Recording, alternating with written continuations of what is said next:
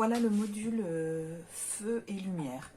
Alors c'est quelque chose d'assez minimal puisque j'ai pas prévu d'être évacuée, enfin de devoir partir une semaine dans la forêt, etc. Hein. Je prévois une évacuation dans un cadre officiel, encadré par les autorités, donc normalement on n'a pas à faire du feu. Mais au cas où, il vaut mieux être paré à toute éventualité. La lumière aussi, c'est quelque chose d'important, même quand on est évacué dans ce genre d'endroit. Donc, si on est dans un gymnase avec tout le monde, il vaut mieux avoir une lampe pour pouvoir travailler, même s'il y a une coupure d'électricité ou des choses comme ça. Alors, le tout est dans des sacs, Ziploc, toujours avec notre système de zip qui permet de fermer facilement, de gagner de la place en faisant un peu le vide d'air et surtout dans ce cadre-là, pour ces objets-là, de protéger de l'humidité parce que si ça c'est mouillé, ça fonctionne plus, ça n'a plus aucun intérêt. Alors j'ai deux Ziploc, un pour la lampe, c'est une lampe toute simple, hein, une lampe frontale. Ça permet d'avoir les mains libres tout en étant éclairée. Elle a 3 modes, forte puissance, moins forte puissance et un mode stroboscopique qui peut être utile pour se signaler.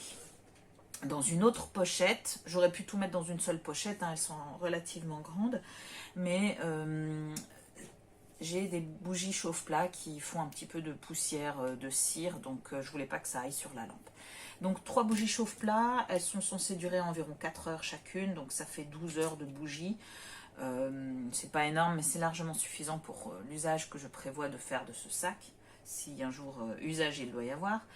Les bougies pour s'éclairer, pour allumer un feu, mais aussi pour se réchauffer. Si on est sous une couverture de survie, avec une bougie comme ça, ou sous un abri, on va dire, dans un abri qui est bien fermé, bien isolé du sol, etc., on peut gagner 1 ou 2 degrés avec une petite bougie comme ça.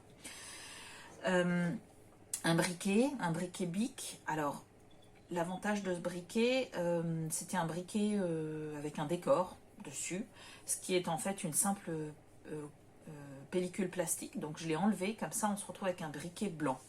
L'avantage du briquet blanc, je vais vous montrer ça avec la truc, c'est qu'on voit à travers, je ne sais pas si vous le verrez, mais on voit à travers le niveau de l'essence dedans.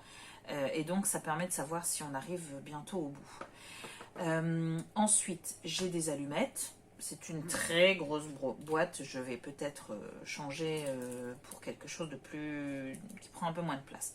J'ai quelques tampons hygiéniques, tout simplement parce qu'ils sont à l'abri dans leur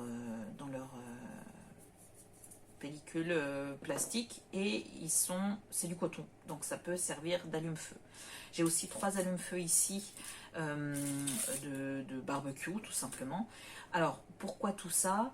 Je suis pas quelqu'un qui a l'habitude de faire de la rando, des choses comme ça. Donc moi, il me faut de l'aide.